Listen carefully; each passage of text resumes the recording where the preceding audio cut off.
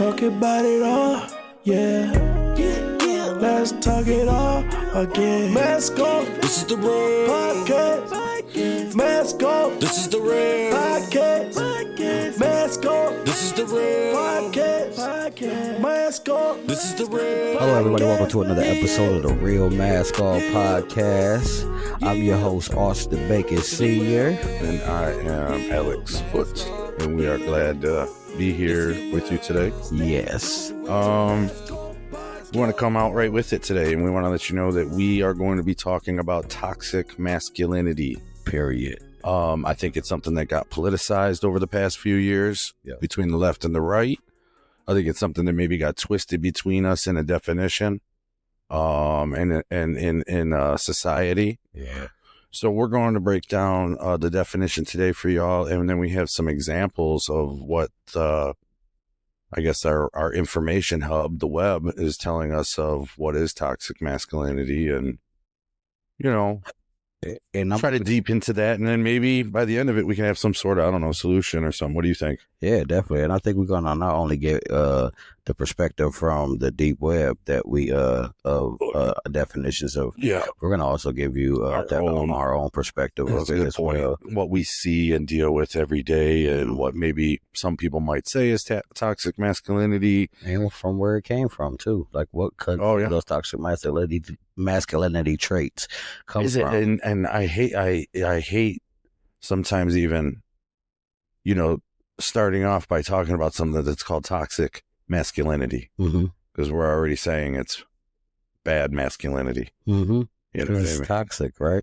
Hey, but before we go too far, who sponsors us today? The Legacy brand. Who? The Legacy brand. I've heard of them. Yes, sir. Bad motherfuckers. We definitely got to give a shout out to our sponsors of today's episode, the legacybrand.myshopify.com. That's our merch line, and everything that has anything to do creative with this. Even podcasts here, they sponsor us here at the Real Mask Off Podcast. So another shout out to our sponsors of today's episode, the Legacy brand.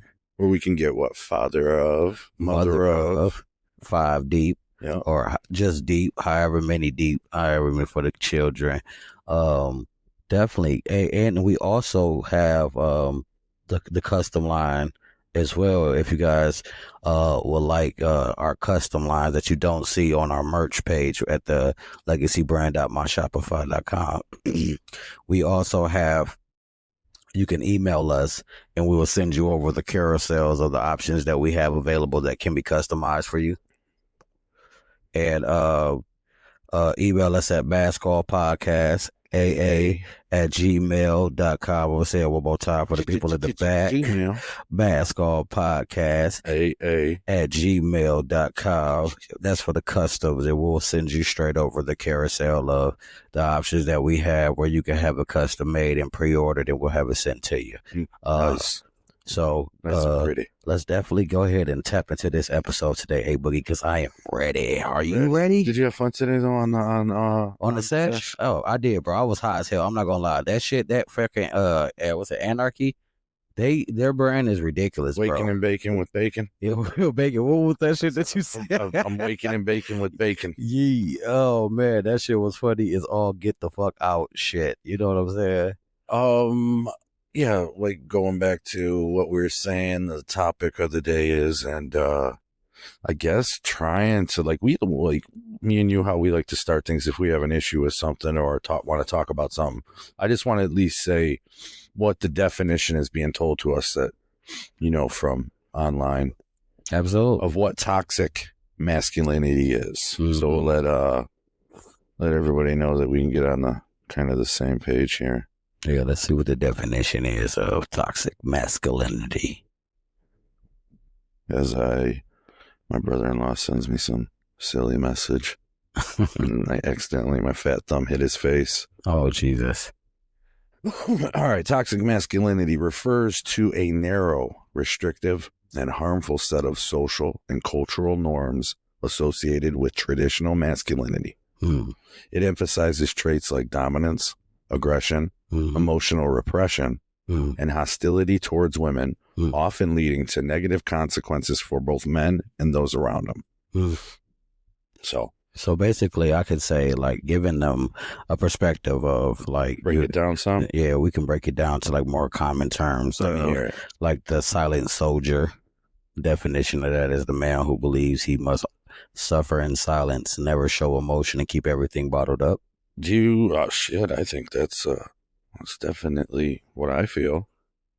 I'd say that. I guess I'm a silent soldier. And then you have the dominator. Definition is the man who equates leadership with control, especially over women. Okay. Then we got the performer.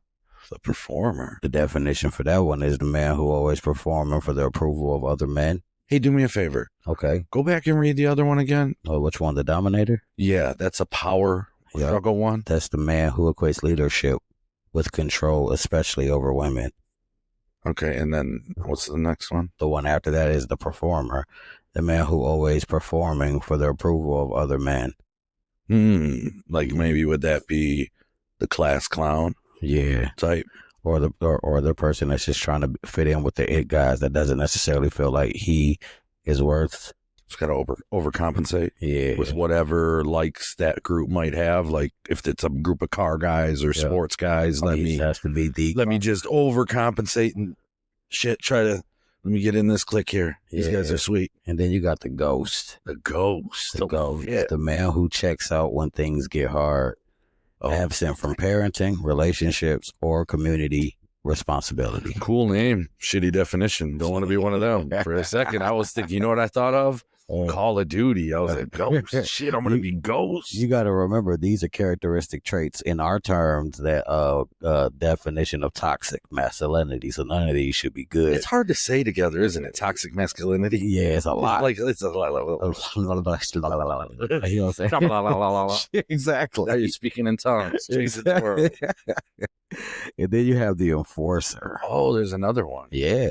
What's the enforcer like? These are names that follow behind all the definitions that you kind of like gave earlier. Okay, what's the enforcer? The enforcer is the man who believes violence is the only way to solve problems or maintain respect. So different from the power one but adding similar but different, adding violence, more violent. This one would be exactly the power one. Could be I don't know, like we say, CEOs of a company. Yeah, people more like the enforcer will be more like the person that's like fighting over ego, pulling out a weapon over disrespect or celebrating trauma. Music, like it's a badge, something like that.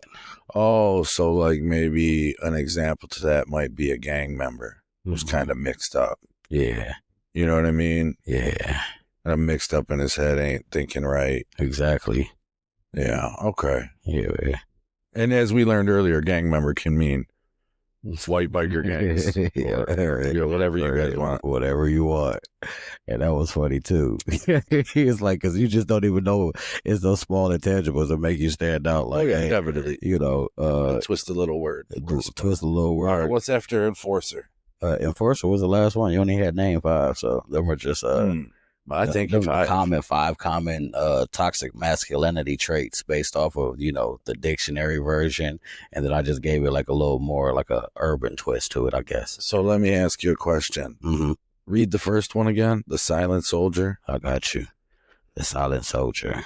And I can even give an example of the silent soldier. Give me the definition and example again. I got you. The silent soldier, the definition is the man who believes he must suffer in silence, never show emotion, and keeps everything bottled up.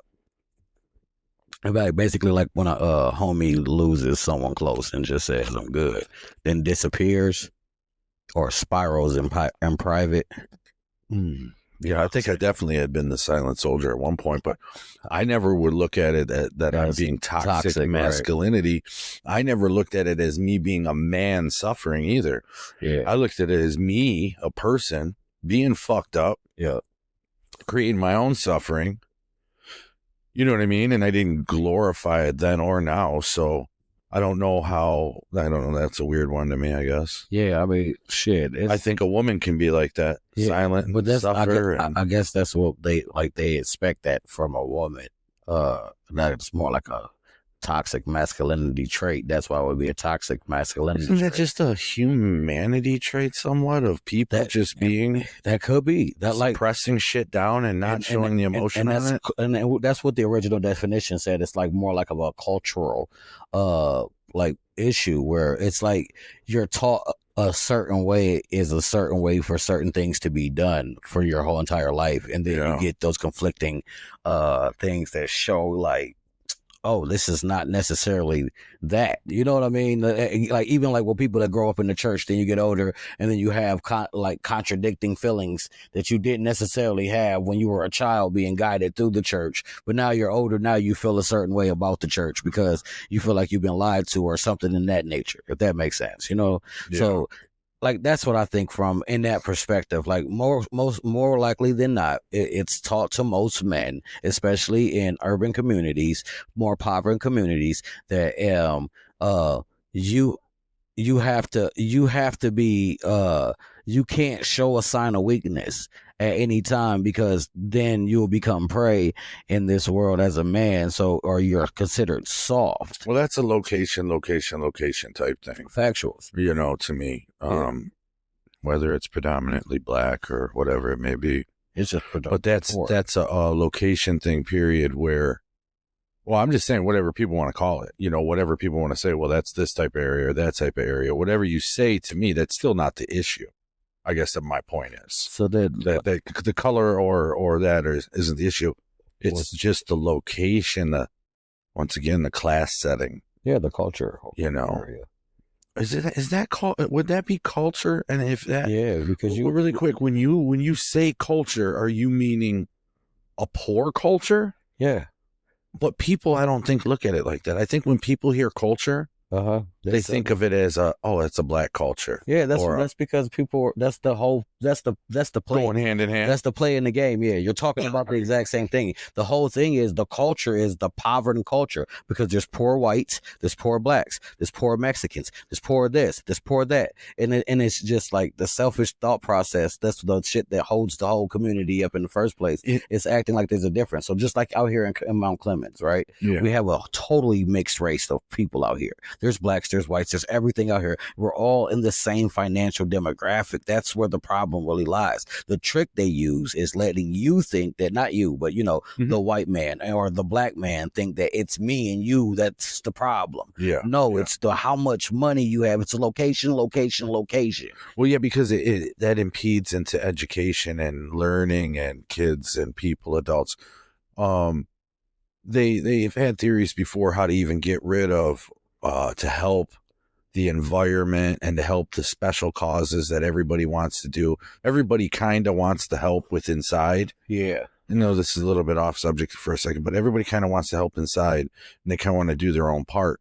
But you're too wrapped up in your own life trying to get through your day to day and your every week grind. Exactly. Where if your everyday needs were taken care of, you would then be able to maybe help take care of the planet. Exactly. Or helping your community grow more. Exactly. You know, those type of things. And that's what that, I guess you're right in the sense of at least the way it's portrayed, especially through media and through music and movies and TV. In that culture, in whether it's, I even think if you're saying if it is in black culture, then it is pushed upon as a negative. See, like that negative pushed upon, whether like we've said before with the news bullshit. Yeah. Or like, you know what I mean? Like even if the black culture is the like the what would that be called? The majority in the impoverished culture. The impoverished culture community is all the same, regardless of whatever color you are, because you just as broke as I am. You know what I'm saying? Yeah, but I know this is going to argue the other way, but sometimes people wouldn't say that because it would still be like being picked last in kickball. Yeah. Some people might say then, well, it's Alex and Austin still standing there. Well, I'm gonna pick the white guy. Yeah, who cares? You know. But see, that's the distraction. The whole point is that gives you a position to separate yourself out of the same predicament. You know what I'm saying? Regardless of however we try to put it, apples are still apples, oranges are still oranges. You're poor is still poor, regardless of the color of your skin. It's the class of the people. So that community of people has the same ideology, and and they may all view it. And we may all view it from a different perspective. Yeah, a black person can look at you and just be like, "Oh, well, you're white. You have a better opportunity." But that's just a more of a distraction. There goes that noise again. Well, then I guess you're right because it goes even deeper than that with our language. Because once again, you start saying black culture, brown culture, exactly, you're separated. Already is split. Yeah. The bottom line is I'd say a less than middle class culture. Even up to middle class. Yes, you can have a whole culture where it is all poor and be one race. Yeah, you have that all throughout America. And that's technically, to be completely honest, we can't lie, even though we feel as though because we came from the impoverished community, right? We're considered middle class right now. With our pay, we are considered middle class right now. But this is a weird type of. This ain't the middle class I grew up with. Exactly, that's totally different. It's a totally different generation. It's lesser than. Yes, way lesser than. But I've always heard though that the middle class had been like the ones that got hit like the worst because of their thought process, right? Because we finally the worker bees, exactly. The worker ants. Yes, easily sheep-like, I guess. You're the one steering the engine. It goes back to what I was saying with that lower level. They know what to feed. You're not wanting to feed really nothing higher than you. You want to feed that lower section half of you, of your needs, of your wants. Contentment. Of your wants and being content and no strife, no outside your box. I just do take care of my wants. You always want to be comfortable. But we've gone off on a little tangent, but it does seem like that happens to seem where they associate that as if it's toxic masculinity, where once again that might be just a people issue, but it does. I don't know. What's the next one on there? So, what do we got? No, so let's round it. Let's give them a healthier mindset to think about it, because all that dialogue we just got right there was just based off the silent soldier's perspective, right?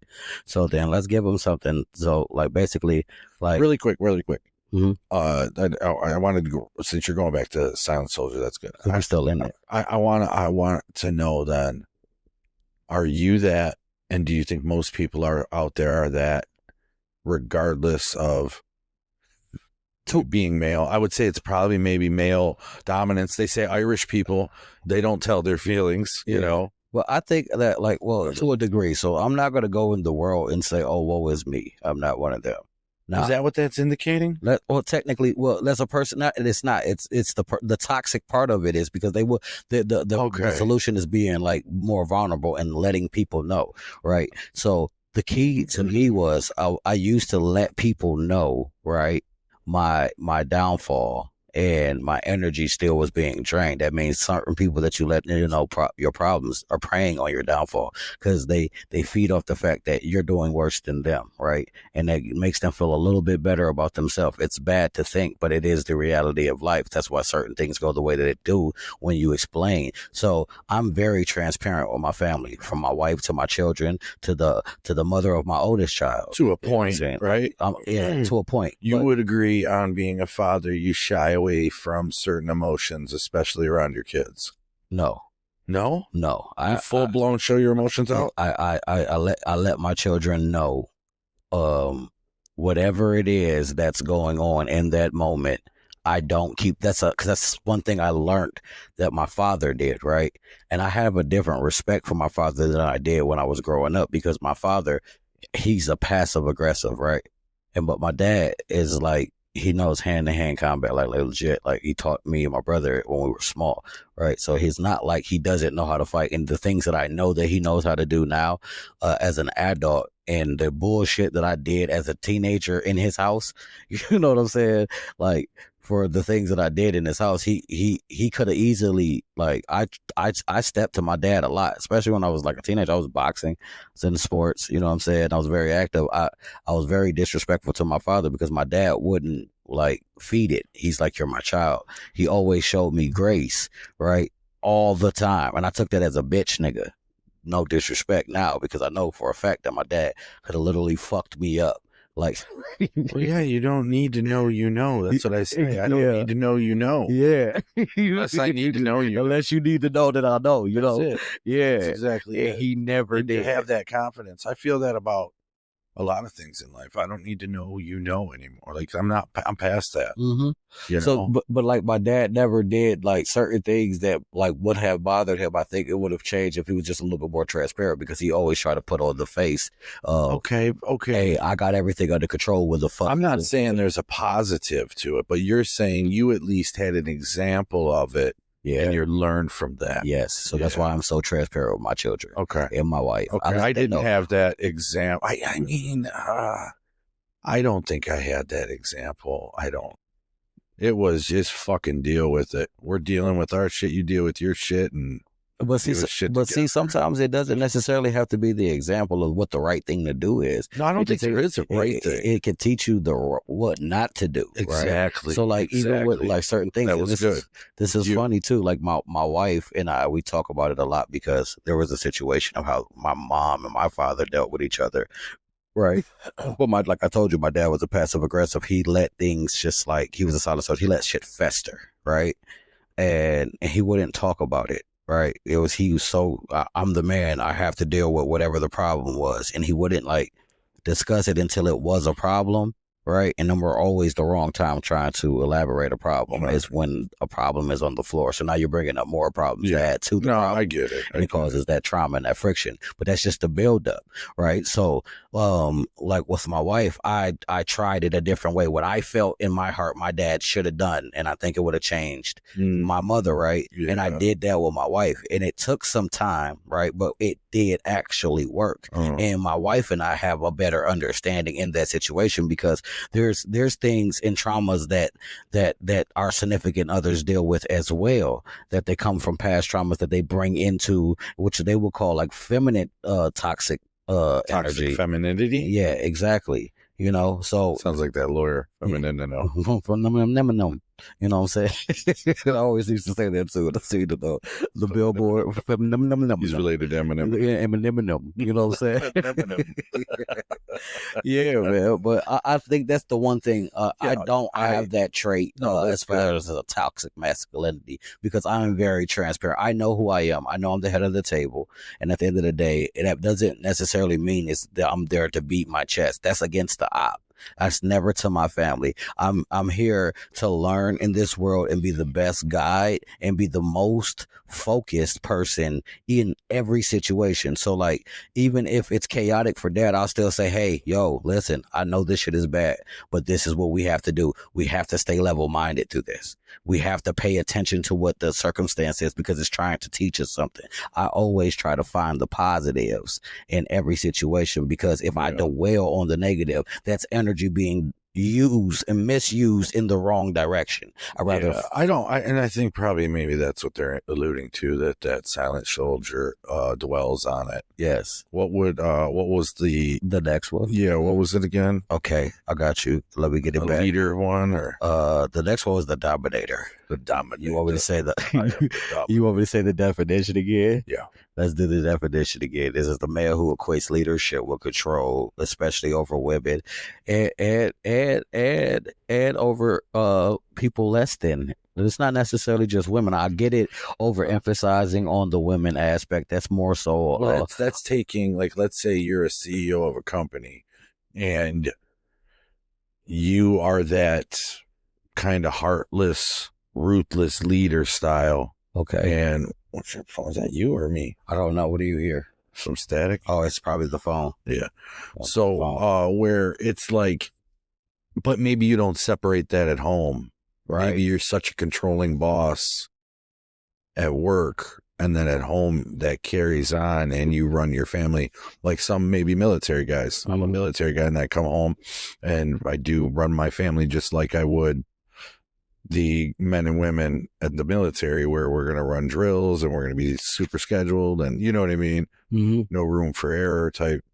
Yeah. And I think in this situation, I think more so like more guys that deal with this toxic trait of being a person that's in leadership and not knowing how to turn off. You don't know how to differentiate the like you said, the work environment, being the boss, and like you're talking to the staff, right?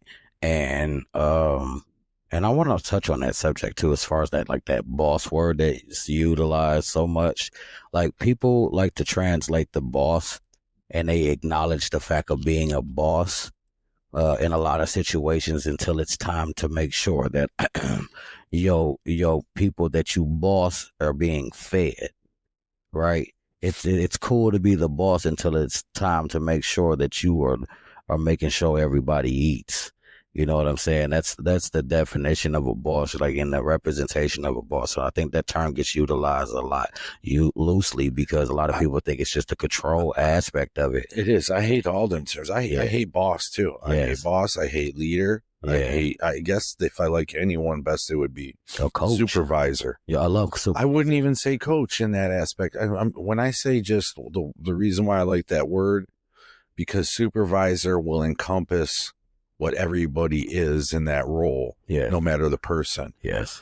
If you get a coach, as long as along with a supervisor, or you get a leader along with a supervisor, that's a plus. Yeah. That's you know what I mean. We got, and a boss is a boss. Yeah, a boss. You know, a boss is more like, sometimes to me, a boss is like when I'm on a construction site and he's telling me what I'm going to build over here, or I'm going to roof this over there. We're gonna, you know what I mean. He keeps you on scheduled, on time to do your job. Yeah, there's different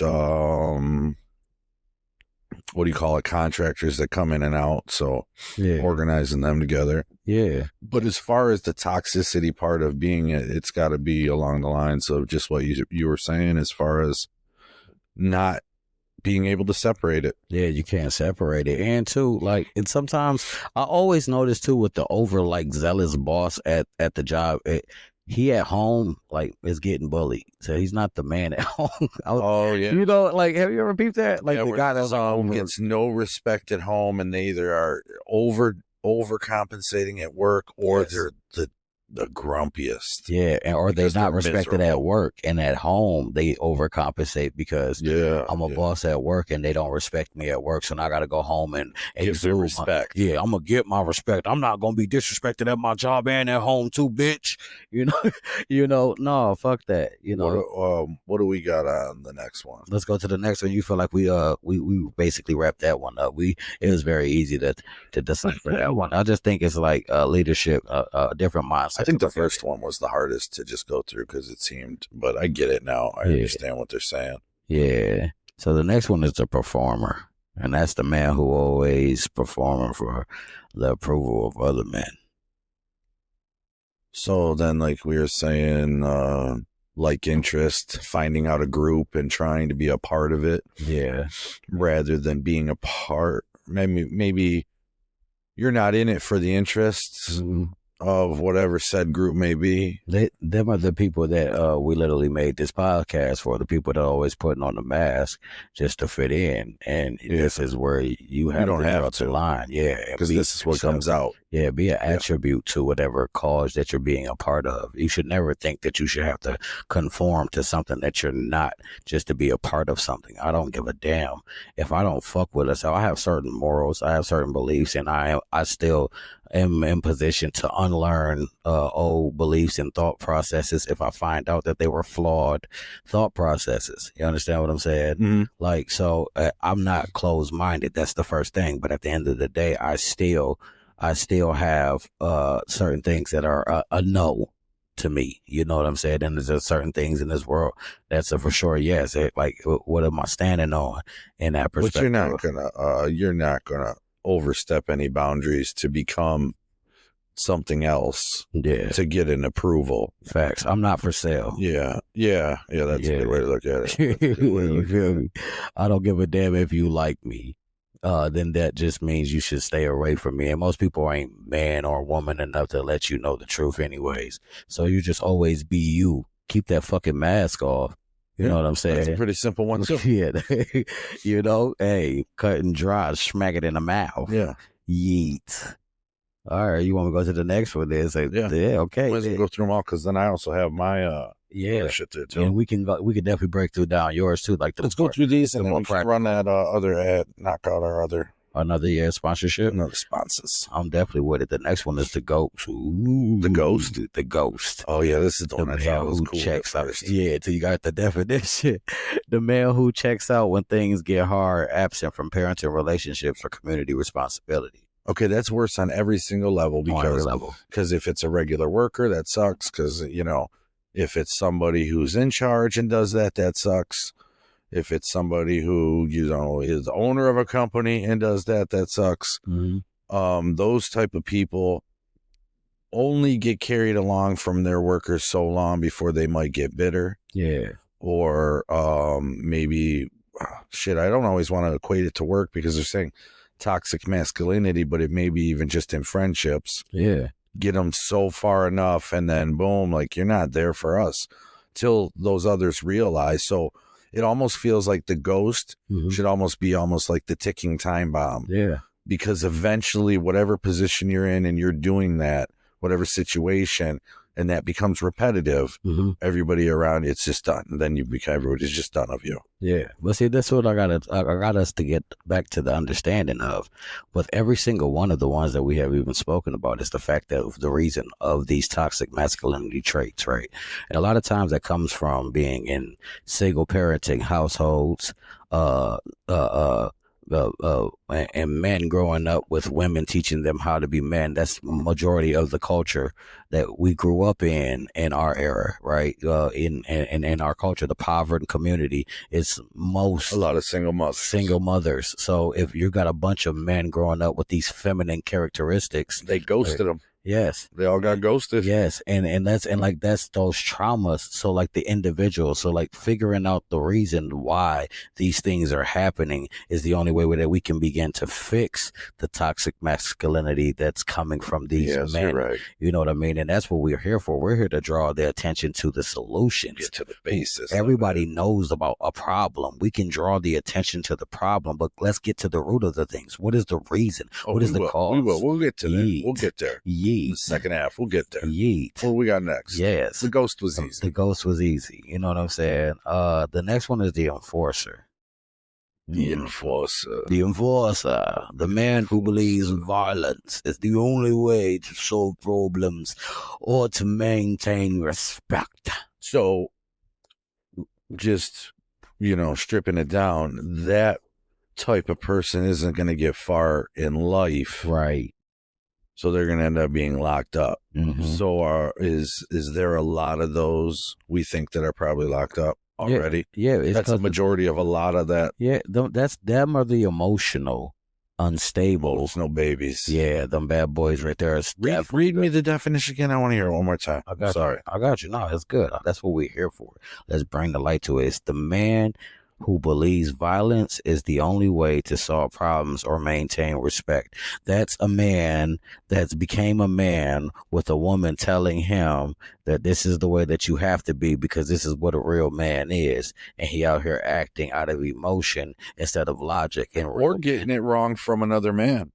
That's true. Another lost man, another man that was guided by a woman. You know what I'm saying? And that's what I mean. Like that, these are the repercussions of the things when you separate a household, and that's the main focus in the poor communities is divided households. It doesn't have to still result, I don't think, to a woman. It could be 5-10 generations of just bad men. Yes, all through there. But that's not common. We're going off of if we're going to go off of statistics, the common in poor communities around that. Exactly. So, yeah. The men ain't in the house. But you got neighborhoods, neighborhood men that I think plays a big factor in that they don't lead by example, especially the older ones that know better. Yeah. See, like the era of guys, like your guys, the OGs of us, right? The OGs of my generation, that's what lacked for us, right? We didn't have that early on. Yeah, because when I was the young blood out here in the street and the OGs, y'all, were out here, y'all were guiding us by basically, you got to be hard. Like, you can't be out here on that soft shit, young blood. You know what I'm saying? You got to be this way. You got to be that way. It wasn't no compassion. It wasn't no, like, let me guide you in the right direction. And to be violent. Yeah, you had to be violent because you're growing across. Exactly. Yeah. You growing up in the streets of Detroit. You on the east side. You know what I'm saying? You on the west side. You know what I mean? You in the city. You know what I mean? And it's like, or you're black. You know what I mean? If you're in the suburbs, it's different, like, understandings in that, but like, it's the whole point is those different traumas, because majority of the times it's just a mom that's always at work trying to provide for those kids, and she owns assistance from the government, and they plan with her with that. You know what I'm saying? Because she got the lack of teaching, just the whole thing of, you gotta keep in mind, if mom ain't even around a lot, then when she is, she's just going to be angry anyway of all the built up shit. So it's gonna be just known to associate mom's daddy ain't shit. Yeah, or that. Yeah, all that. All of that shit comes from places of trauma. Yeah, well, that's a bad one anyway. Even just keep reassuring about your significant other, the father or mother of your child, to that child. Yeah, could make that child get a complex about them. Exactly. And that's one of the worst things you just want to stay away from. And they grow up and become men, and it translates in a relationship. Emotional babies. Emotional ass babies, bro. Emotional babies. Boys be emotional as hell. We out here moving in emotion. That's all 5 of them. So if you want to go into yours, or do you want to punch in another ad? Yeah. Let's see what. Yeah, definitely. While I'm getting this together, tell them up. Let me. Yo, y'all already know what time it is. And we got not one show, but 2 shows that always are on all platforms now. We got the Real Mask Off podcast, which airs every Sunday on all platforms. And we also have The Sesh with DRMO. That's live every Saturday morning at 10 a.m. Used to be on YouTube. On Instagram, now on Facebook. Check us out and tap in with us over there on my personal Facebook page at Austin Bacon Sr. And check out The Sesh every Saturday at 10 a.m. where we smoke good weed, have real conversation. Smoke with me. You know what I'm talking about? Hey, so y'all already know what it is. Check in with us and check us out over there on our social media platform at the Real Mask Off Podcast 2025. Over there on Instagram, hit the link in the bio. It takes you to our link tree that has everything that you need to talking about the Real Mask Off Podcast. Everything we got from merch to everything else. Check us out at the Real Mask Off Podcast 2025 over there on Instagram, and check out the Real Mask Off Podcast and The Sesh on all platforms. You dig?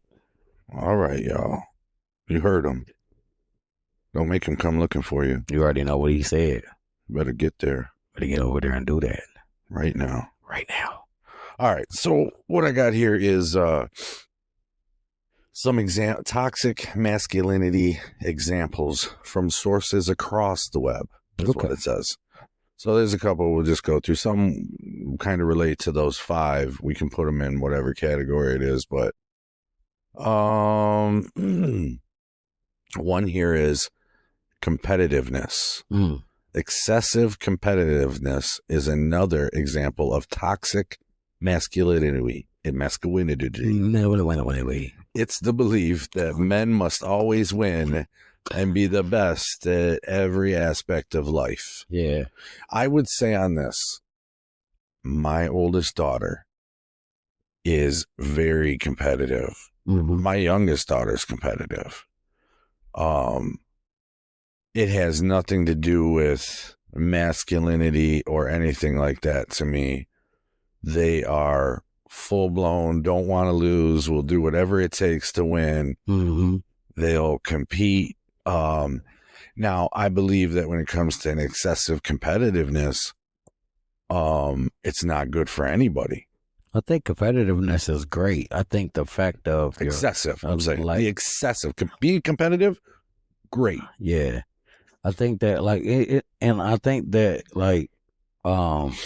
just like if you're competitive, right, it's good, but it's not good that when you're good and you're competitive to be boastful about how good you are. I was looking more excessive as to win at any cost. Yeah. You know what I mean? No matter what it takes. No matter what. Yeah, you got to have some standards. Yeah. Yeah. I mean, I get it, and it depends on what you're doing. You know, I guess I guess what this is making me to believe is that this is competitiveness is more of a male trait, but I don't know. And it's innate. That's what I was getting ready to say. Anyways, it's in us literally to, you know, basically, like be competitive as men. And get that biggest boar. Yeah, we're hunting for the tribe. Yeah, you want to catch the biggest fish. It's everything's competitive. You want to shoot the best 3-point shot. You want to whatever it is. You want to be the best in the video game. It's sent to us through sports, through TV, through what we watch. Another thing that dictates that. But okay, I got another one. Let's get to the next one. Here you go. Homophobia. Ooh. That's a deep one because that was heavy in our era. Growing up, it was a secret. You had to keep it quiet that you were, because a lot of people. This dangerous idea of manliness perpetuates domination. Homophobia and aggression can be harmful to the mental health of all genders. Yeah. Yeah, and that was something that was heavily done in the era when I was growing up, because I remember you weren't a man then. If you weren't a man, you a little bitch and disrespectful and all of that shit. That was like never. I had a situation where, a dude was fucking around with my mom's door, and everybody that was there know this story. Right? Her door? Yeah, like my front door. Yeah, my mom lived in this apartment building in Southfield. And there was this dude, I guess, that was like going around, like going in people's apartments and shit. So I caught wind of this. Like already, my brother lives there, and his homeboys is all out there, which end up being my homeboys too. But this is before like I get, out there and start hanging with them more. So we get word that there's a guy who the guy is. So I'm looking for him. I'm walking around the complex of this apartment. It's like 6 or 7 buildings in Southfield, right there off the expressway. You can see them. Yeah. Those big towers that look like the Carter. That's literally what we treated it like. Right. So, I'm walking around that whole complex. I got a pistol in my hand. I'm walking around the whole complex. I'm looking for the guy. I was gonna literally air him out because everybody told me that this was the guy that did it, and I'm like walking around looking for him. But a shit ton of police start coming, and like I guess people start calling the police and shit. So I end up going inside the building. It was this gay dude on the porch. I'm not gonna lie, I was a homophobe because at this point in my life, because my uncle, he died. Both my uncles on my mother and my father's side had died, and they were both homosexuals and died of AIDS. Yeah. So, and I told you that's the era of gay wasn't like the way we frowned. It was heavily frowned upon. It's like people weren't outly gay when I was growing up. Like that was something that you get bullied for. And I already said I was a popular kid, so it was like one of those, oh man, that ain't right situations. So I had that was like my secret vendetta against gay people, because I lost 2 of my uncles, you know what I'm saying, to that. But I was saying this for a point. You ran in, there was a gay guy. Yeah, I'm in the building. I'm trying to get through the building. I do not live in this building, so it's really hard to access points in this building. It just so happened that there was this gay guy going up the stairs, and he had these like 2 Shih Tzus and shit, and he was like, "Are they here for you?" And I'm like, "Yeah." He like, "Come on," you know what I'm saying? And it was just the fact that like he saved me in that situation, you know what I'm saying? Because the police could have got me, caught me with that pistol. I was already walking around a park. I'm a black guy with a gun, no shirt on, no shoes on, just my basketball shorts. I'm just walking through a park with a pistol. So that guy didn't care if you were straight or gay or black or young. It was funny though, because I know that's the point of this story. He cared about you and your community. When he took me to his apartment, I let him know, like, on some very defensive shit, like, yo, I ain't with none of that gay shit. And he was just like, "Hey, bro, like, do you think every girl is fine?" Right? And I was like, "No." And he was like, "Exactly, bro. So you got to think of it like that." I would have been fucked in the head after that. I'd be like, "What do you mean? What's wrong with me?" Dog, that's what I'm saying. Like, fuck. What the fuck you mean? Like, don't act like you don't think I'm the shit. I don't look good. The fuck you mean? You don't. Now I'm really mad at. No, I'm mad at him that you don't think I'm attractive because you're gay. You bitch ass motherfucker. All that toxic masculinity. That's all that toxic masculinity right there. All right, what else we got here? Oh shit. Oh, I like this one too. Let's get it. Taking risks. Mm-hmm. Risk taking connected to male dominance, toxic masculinity encourages taking risks to demonstrate dominance. Men who buy into this are more likely to take risks. Okay, so like risk in that is like Taking foolish risks. Exactly. That's what I'm about to say. That's with inadequate safety precautions. Exactly. Maybe like, financial risks. Taking financial risks, like buying a yacht, knowing damn well you're not at that financial status. Buying into that new cat coin. Did you hear new cat coins out? Cat coin's about to blow up after Dogecoin and all the other cat coins. Cat coin. We got cat coin. All that shit. So yeah. Meow. We got taking risks and suppressing fear is another feature of toxic masculinity. Mm-hmm. As a result, men are more likely to abuse drugs, drive dangerously, and gamble. Yes. That's all you ready to say. Like the motorcycles. Getting motorcycles, doing Papa Willie's, zigzagging. Doing the extra shit on it. Not respecting the motorized vehicle that you're on. Exactly. Yeah, showing off. Like you said, though, a lot of that comes with youth. Yeah, and misguidance. You know what I mean? It's like you just don't know. There's a space for that where you can go and literally do all that shit safely. You know what I'm saying? And if it's not, there's entrepreneurs out here in the world that you need to get out here and finance, get behind that so you can create that. You know what I'm saying? That's the way that this world needs to be thinking. It's created. If it's not there, you should be the one that makes it. If you're the one that caught on to the fact that it's not there, make it happen. Oh, how do you do it? Figure it the fuck out. You know what I'm saying? That's what America's about. That's what America's built on. These motherfucking billionaires is not sitting around trying to figure out how can I get me a couple dollars. No, they're just trying to figure out how can they make themselves have more time so they can use that time to create more wealth. Yeah. Period. We got here. I like this one. Maintaining an appearance of hardness. Yeah. Hard. You're just hard all the time. That's the penitentiary mentality. I'm swole. Yeah. Walking around. I told my, look, I got a good example of this. Kyle, when he got off the joint, right? He didn't know it, but I knew it because he went to prison after I got out. So he did 3 years in the penitentiary after I got out. So like when he comes home, he got this mannerism. Like he was walking. Mm-hmm. Like, I took it to the store. Debo? Yeah, Debo. Oh, exactly. I can see it in his face. Look, he got that mean mug.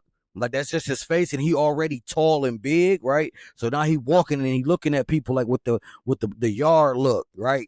You're like, hey, and I'm like, bro, take off that prison mask. Yeah, you're not in the joint no more, bro. He used to be asking, like, what you talking about? It's just my face. I'm like, bro, if you can see yourself, everybody walking past, I'm looking scared as hell. Kyle looked like my security when he got out. Literally, he looked like don't get near me. Don't get near me. I'm like, damn, bro, can you like not look like you about to beat the shit out of everybody we walk past? He like, I don't know what you're talking about, but like after a few years of him being out, he caught on to it. He was like, yo, he's like, I finally know what you was talking about. What you mean by like, I had that hard stone face. Like, yeah, bro, that's that.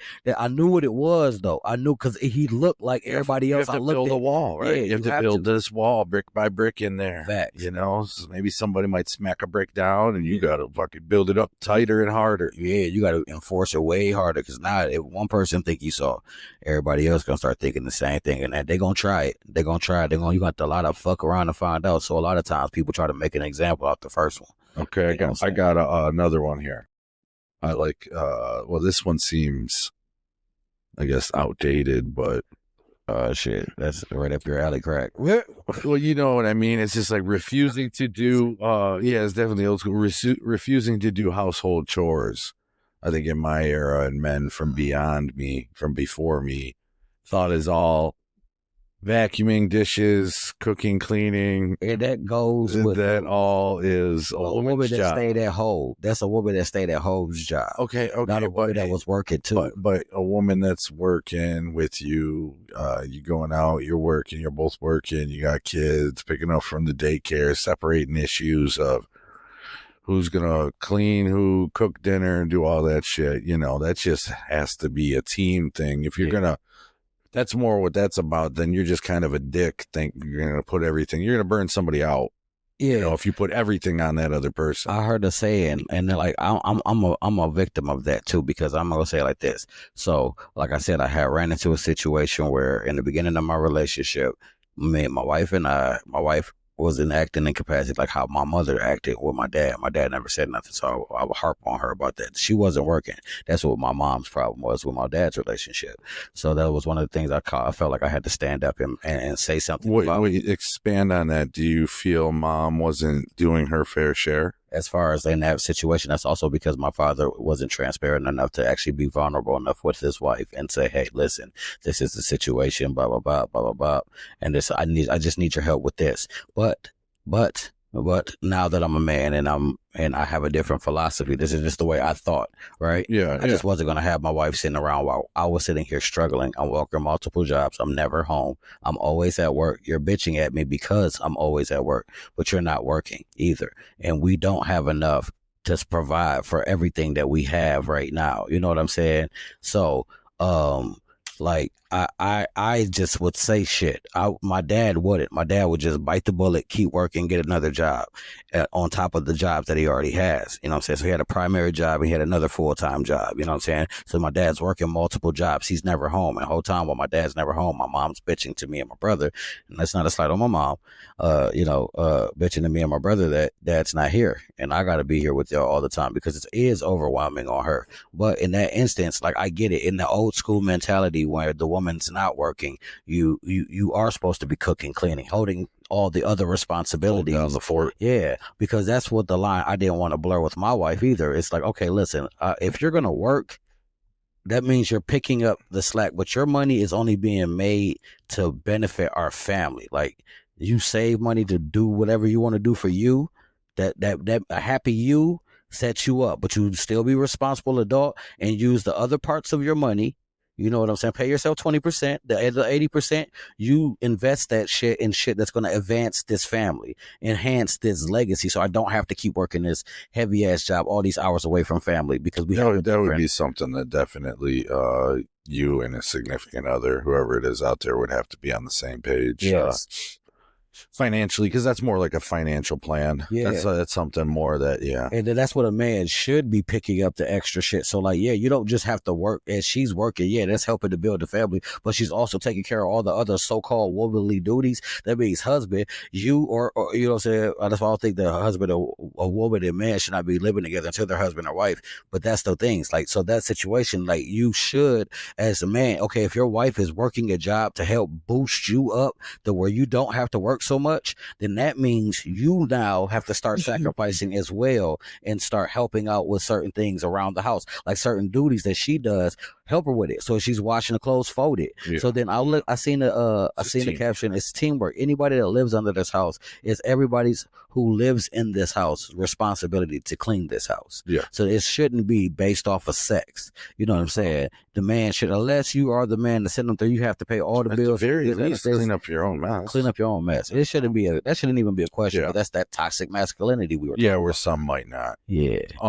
So this kind of ties into that resistance to seeking help. But instead of that version, the way you're saying, I think this is more, I get what your part would be, you know, what you're saying with your dad, that would be a resistance to seeking help. Maybe if I didn't say anything what I needed, but this also applies to saying something too late. Yeah, this also applies to seeking help for mental health problems, for example. Mm-hmm. You know, I just think it's easy to blame that it's masculinity not to say something for a person. Let's say I've had, like we've talked about, traumas through the fire department. Mm-hmm. It's easy to say, well, he's just a guy and doesn't want to talk about it. Yeah. I have a different philosophy as far as traumas on the job or not, whatever it may be, is a trauma to me is negative. Mm-hmm. So once I've dealt with it in my mind, I'm done with it. Yeah. Now the PTSD part comes along with the world putting you back into a situation, whether through a smell, through a sound, through a feeling, mm-hmm. you know, something that, you know, like when I left the job and heard like people talk, we'd have a school bell in the firehouse to let you know. A fire. Yeah, you know, one ring would be maybe something not big. A bunch of rings would be something fucking going to be big, right? So after a while, even at our place, you know, you had that school bell that rings. Yep. Even every once in a while, I'll hear that school bell and I'll get a feeling in my stomach. Yeah. You know, Like, damn, another fire. yeah, just think about it for a second. Like, oh, that just reminds me of that anytime I hear it. Yeah, I had the same thing with the prison, because they got bells in the penitentiary too. Yeah, so I don't think that's. I guess my point is I don't think I need help. Or I don't think that maybe somebody can help me in that aspect. I think that's more what I have to deal with myself. So I would go to help if I needed help to recognize it. If I'm not recognizing it, then I need somebody to help me to recognize it. Right. I do that. That's already what my family's there for. That's my wife, you know. So if there's anything else I'm missing, then I guess it doesn't matter because it's not affecting me or my family. Yeah, and see, that's I think where the whole point of that part of the toxic masculinity comes from. It's like if you look at it, most of the time it's there's nothing there because of the fake facade that the man is just supposed to swallow whatever he gets, right? That there is no place for a solution to be created because there's nobody there to be able to help them find out that that's a problem because you don't recognize it as a problem anyways, right? So you're well, that's when there is the problem. Exactly. Yeah. So that's where the toxic masculinity portion of that comes from. Is I just viewed things of just what Jesus says. You know, I hate to be preachy on it, but it's just shed it, let it go. That's negative shit. Yeah. Tomorrow's another day. Let that shit go. You admitted it. You acknowledged it. You got it. Don't do it again. Yep. Move forward. Yeah, and that's in all seriousness. But that also comes from the lack of understanding that most people don't get that growing up because the lack of fatherhood, and that fatherhood being there and being stern enough and understanding enough. But that's why I say that could be either way though. That should be most people. Yeah. Bottom line of that. And that's the whole reason why everybody should be compassionate and not judgmental. That's the whole thing. It's the whole thing in that situation. The only way that matters is if a person is judging that person because of their ways, or they're being compassionate to their ways and understanding you recognize the problem and you're here to create the solution with that person. Hey, this is your problem. This is how you can fix it. Yeah. And that's what we're here for. We're here to bring the light to what you recognize as a problem, and we try to help you see a different perspective in it. I got this one real quick. This last one I want to do, because this one I think ties into a lot of things what we've talked about before. A lower frequency. Okay. It's promiscuity. Okay. It's the toxic masculinity praises men for having multiple sexual partners. Yeah. Without expressing disgust at women who do the same. Or while expressing disgust at women that do the same. Yeah. You know, like we always, you know, guy bangs 1,000 women. Everybody's slapping him 5. A girl does it. He calls her a whore. Yeah. Yeah. I think that's wrong on every level. Yeah. I think as I gotten older, I can understand a young man filled with testosterone, ready to have it unleash on the world. It's just, it becomes so heathenistic and primal, that it rules you, and gets you caught up in conquesting and in objectifying women. Then you objectify everything. Yeah. You know, it's this domino effect. Yeah. It's once again, it's not feeding your soul at all. You just become this tool, and you think, I guess, in a masculinity thing, you know, you slapping 5, you knocked out over 100 girls, you know, over your times, and that's a young man's thinking, and I feel like young men that don't grow and learn and understand from that and become over a certain age and still do that. It's just you're a lower frequency person. And I'm not saying all the time. You're just immature. Majority of the time, you're lower frequency. And once again, it's wants over needs. You know, I believe that we start birth getting what we need, hopefully, right? From our mom. Maybe we're breastfed or milk, you know, are feeding us love and attention and held. and we morph into this what we want. And we don't realize that is just another stage of learning. So now you got to get off these wants, and realize what you need again, man. You know, you have to realize what you need again, because that's the basics. And also, once I said too, like, once I start thinking of people as my relatives, my kids, my brothers, my sisters, it became more of understanding. Well, I wouldn't want that for my kids. I don't want that for you. Yeah. You know, I want you to understand that too. But I don't know. Hell yeah. No. We had, I'm sorry. Go ahead, brother. That shit was heavy. No, I like that. That's real shit. It's just like, it's drawing attention to characteristic traits that we all share and lack in different aspects, based off of one common reality of it all is that a lot of times we deal with certain traits that we have adapted and fostered in traditions, turned them into different ways of lives that are most of the time toxic traits that we carry on and we preach to be the gospel, right? So the key to understanding everything is that you can't do nothing alone. You aren't alone in this world, and people need to stop listening to respond and start listening to hear. And that's the bottom line. A lot of times people deal with certain situations in their life. They just want to go off. Yeah. Something to trigger. Right. Something to trigger them. Yeah. They want to be combative. They want chaos. They want disorder. That's all toxic masculinity for some guys. They just want to see the world burn. Yeah. You know, and it's a deep trauma, and that's what we here at the Real Masculine Podcast is here to address.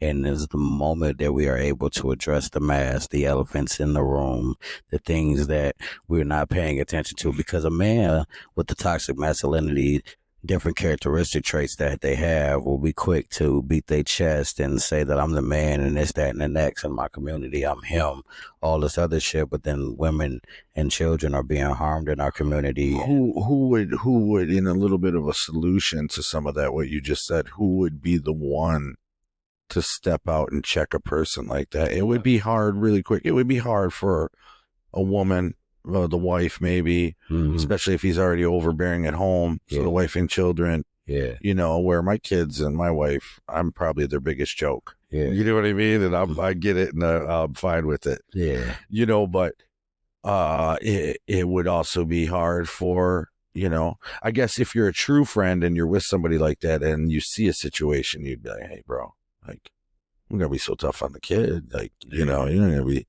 Yeah, you can give them a different tough on your perspective, girl. respectfully, you know what I'm saying, and not have to get in there and like, you know, trying to, like, one thing I think the most people's problem is the way that they say things to people and how they approach. It's always a certain level of approach to get the response that you need. So if I need you to hear me, I'm not going to come up to you aggressively, because when I come to you aggressively, your natural response is to be defensive. So you're not hearing me.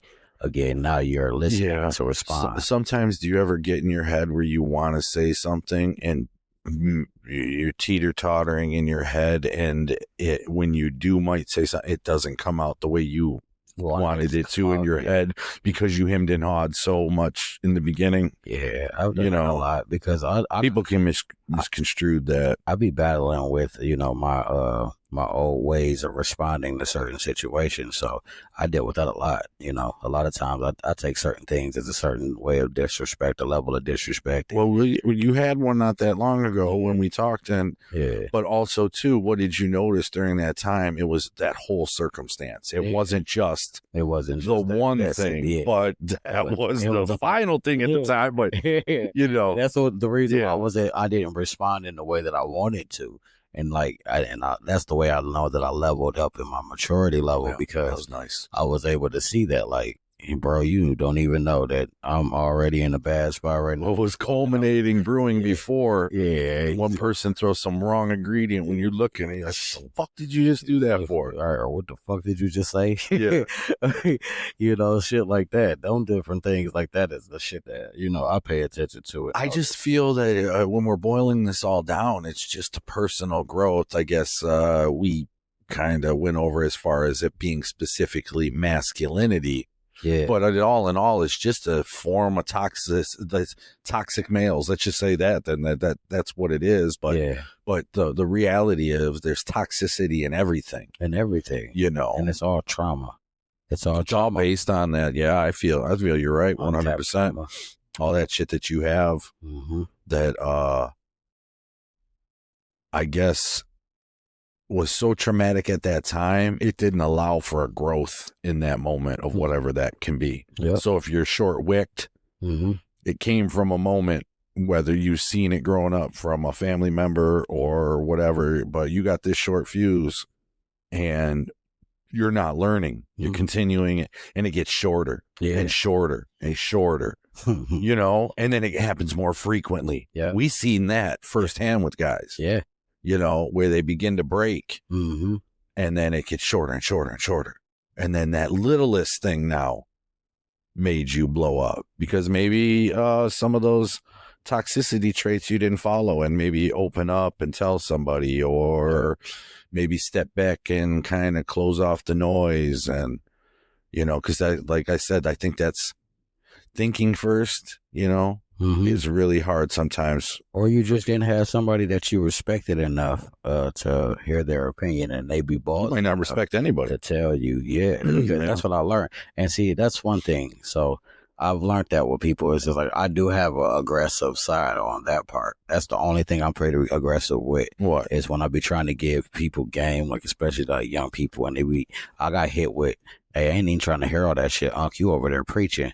Somebody hit me with that once before, like when I first got out the penitentiary, and I told him straight like the street in me came out of me. I told him like, hey, bro, I don't give a fuck what the fuck you think about me preaching. You gonna listen to what the fuck I'm saying? I'm still him. You know what I'm saying? At the end of the fucking day, I'm not just sitting over here talking because I got a mouth. I feel like you need to trying hear to this. save you. Yeah, exactly. And you gonna hear it regardless if you want to or not. Now we at that point because I'm out to see you. I'm gonna listen whether you hear it now. At that point, yeah.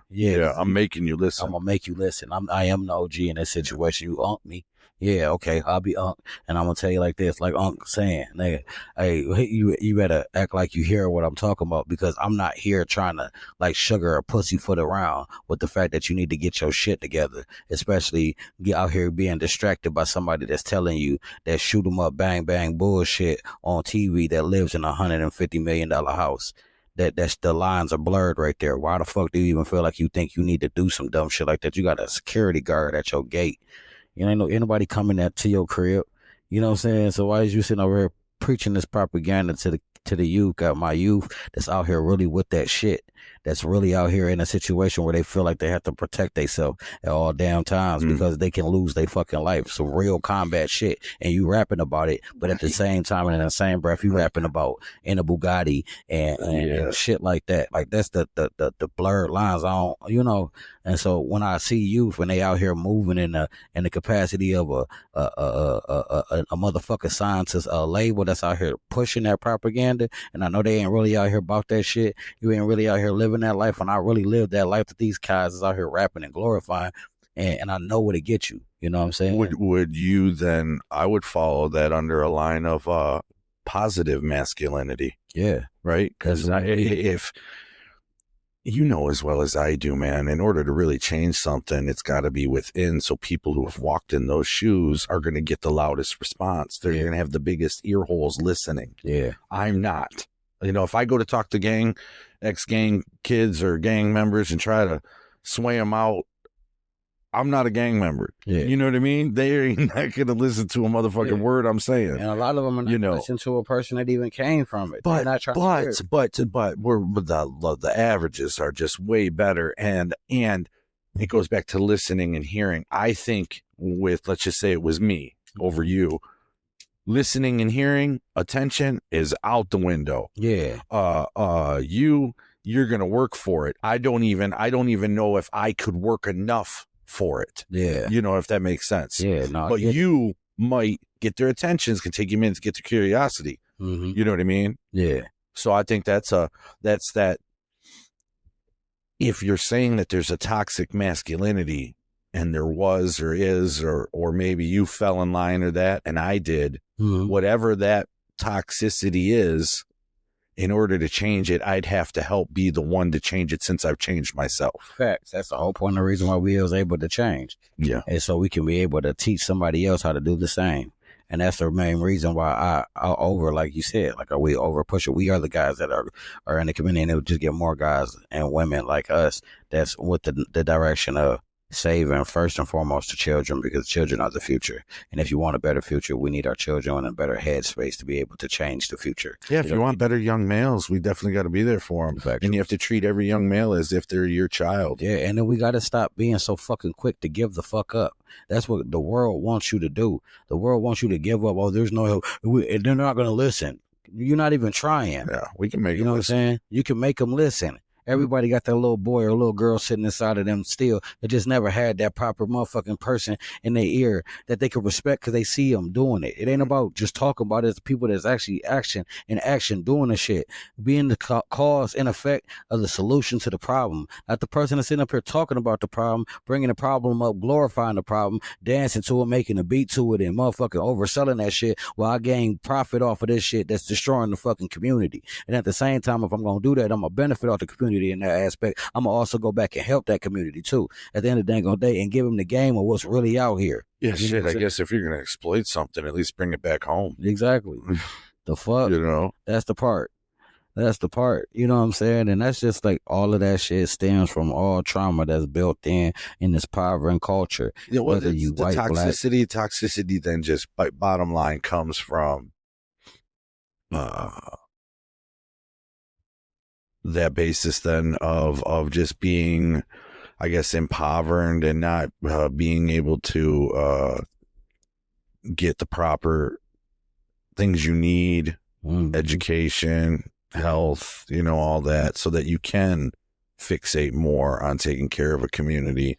I get it is a double talk sometimes when I say that, but that's what we want. We want people to care about their community and understand, but when it's so far down, you got to get them up just to care first. And that's a difference because they have to care about themselves first. So that person has to get up, care about themselves, but it's hard it's hard unless you, it's hard to understand that unless you've walked through those shoes and understand what it takes to just start to care about yourself. Exactly. What's that steps like? And then there we go. And I was just talking about that shit with Schaefer yesterday.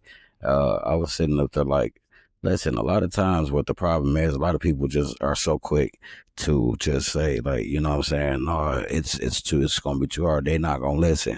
You know what I'm saying? And this, that, and the third. So they just won't even try. They won't even start. They give up they have this give up mentality on the things that matter, but they complain still. So like a lot of complain and just focus on what the problem is and don't have a solution. Just want to bitch about it. Just want to bitch about something. Just because you're not going to do nothing about it, and it distracts everybody away from the fact of all the problems that you actually are causing. I think that also is just pushed upon us through social media and through media and stuff too. The top views of whether it's sexuality or whether it's negative Nelly shit to get everybody a rise, to get every poking them and going.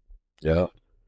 All of those different things, they all play a part into this fucked up, cruel ass world that we in. But who are the solutions in there? We're not here to talk about just the problem. We are here to create the solutions for you and you. You have to, just like we say, you have to start with just being honest with yourself, understanding that it's okay to be wrong. It's okay to be messed up. Facts. We grew up as if being doing something wrong or in trouble, you would get in trouble, you'd be punished. Yep, if you make a mistake. Yeah, so that sticks in your mind through these years, but you have to realize that's all bullshit. It is. You can mess up every fucking day. Every rich person will tell you that you got to know how to fucking fail in order for you to ever be successful. Yeah. You have to learn. I'm like, you got to be comfortable with the fact of what happens when you fail, because it has to be like, this is actually going to happen, because there's a lot of shit you going to try and it's not going to work. But it's not for you to sit over there and give up. You are created to create. So if that shit didn't work, just keep on creating, keep on trying until the world gets it. You know what I'm saying? I say, like, there's this one guy online, he do that dance, the uptown, downtown. I remember him because he was also a meme before he ever got popular for the Uptown Downtown dance. And he was like a meme, like they were making fun of him because he was doing a dance, but he was like shaking his ass, right? And they were cracking jokes on him, talking shit about him, blah blah blah. He was a meme. Like if he would have let that destroy him, right? Then he wouldn't be like he went viral for that Uptown Downtown dance, and now everybody doing his dance. He just kept it going. That's all. He just was being him. Exactly. Like that's all you gotta do. Fuck what you think about me, bro. You know what I'm saying? Throwing shit you out. You can laugh at me or you go dance with me. Regardless, at the end of the day, if I stay true to me, you gonna do what I'm doing. You gonna fuck with me. You know, that's the same thing like what Kanye West I think used to do back in the day, and that's like when I pay attention to. Well, we can't bring him as an example. I don't know what he did in there, anything else. I just I'm just fucking around. I don't know. I know that he did like he had like a style, and it wasn't during the norm of that era. That era was more like when he came Southern, out. No, he was definitely he was different. But talking about being a college dropout, not a high school dropout. Exactly, there's a big difference, a huge difference. Yeah. And he just came in the game with like a different style and flair. Yeah. So and like if he would have just listened to everybody else, and like that's not the norm right now. You doing something different. Yeah, don't worry about the norm. Fuck that. You create the norm. That's what this world is here for. And you stay consistent, everything will begin to work out for you. You just got to be true to your motherfucking self. Keep that motherfucking mask off. You know what I'm saying? So did we solve all toxic masculinity? There's no more toxic masculinity out there. We solved that today. We solved a lot of it. We talked about it. We solved it, people. Just listen to this podcast, do what we say, and it'd be good.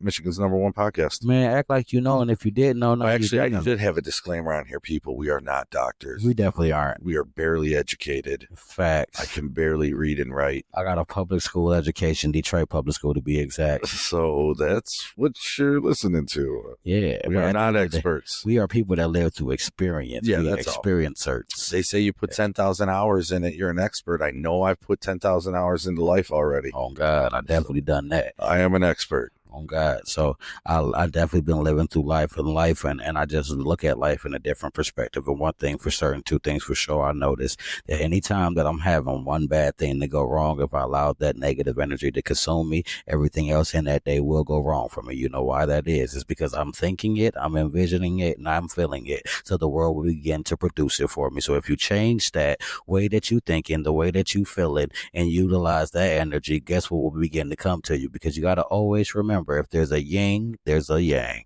God damn, until the next time, motherfuckers. We love you. I love you. I damn sure love you. I love you guys so much. Thank you for joining us today. Make sure you check us out on the Legacy brand at Shopify.com. Yep, that's right. Let's do that. Let's do the Real Mask Off Podcast. AA at Gmail. That's our email if you want to get in contact with us, give us comments, your custom merch, whatever the hell. We'll send you the carousels for those of our custom makes that we do have available for the material and brand content that we do have. If you have a podcast idea, we do help out with podcasting, content creation, and everything like one-stop shop. One-stop shop. That's got ideas flowing. Let's get it. We sell ideas here. Oh God, for real. So, what else was there? Instagram, TikTok, Facebook, the Real Mask all of us. Podcast 2025. That's our Instagram. That has our link on our link tree where every damn thing that you need. That's all you gotta do. The Real Mask Podcast, and you'll find us on. Check out. We got some stories going. I got some Firehouse stories. You got some life stories. Alex Firehouse stories are now a YouTube series. Episode 1 and 2 is on there. I got From Prison to Fatherhood with the real Austin Bacon Sr. from DRMO over there on YouTube. Episode 1 Part 1 is on there. Episode 1 Part 2 will be out by the time this comes out tomorrow. But by the time this comes out, that will be up, and episode 2 From Prison to Fatherhood will be up. So just stay tuned with that, and that's on our YouTube at the Real Mask Off Podcast. This will all be out by then anyway. Everything will be out by then. Cause we're actually 2 episodes ahead right now. So yeah. So hey, listen, y'all, we love you guys. We got the season finale coming up, episode 16 with the I'm Not a Gangster. I want to do Outside next week, 10. Yeah. And then the finish up with that DJ. Yeah. Oh yeah, that's right. We got 2 more episodes. Yeah. So I don't know why we said 1. We got 2 more. But this is on episode 14 right here. So listen, y'all. It was a great episode. I hope you guys enjoyed it. I enjoyed it. Yeah, I was about to say I enjoyed this episode. This was a good one. That was a great topic. Let us know what y'all think in the comments, y'all. Subscribe, smash button. God. Please subscribe to everything. Please press that follow button, man. Like our content, share our content if you fuck with it. If you don't fuck with it, get in the comments and tell us you don't fuck with it. And let us know what you don't fuck with about it. Because we'll let you know why the fuck we still ain't gonna change it. We just might have to change the way we deliver it on gang. You know why? Why? Because this is the Real Mask Off Podcast. On God, if you didn't know, now you do know. On me. Peace. What up, though, y'all? It's your boy Austin. And I'm Alex. You're tuned into the Real Mask Off Podcast, where real talk lives. We built this brand from our story. 2 fathers with 5 kids. Each no silver spoon, just soul and hustle. Now it's stitched into every fabric of the legacy brand. This ain't just merch, this is an identity. Father of 5, mother of 3, deep in the D. We make gear that reps you. From varsity jackets to hoodies with the tally marks. Every piece of this legacy wear, this is the real one raising kings and queens. So if you're about yours, hit that link in our bio or go to thelegacybrand.myshopify.com. Cop yours, rock it, and rep your story. The Legacy Brand. Unmask everything. Oh, God.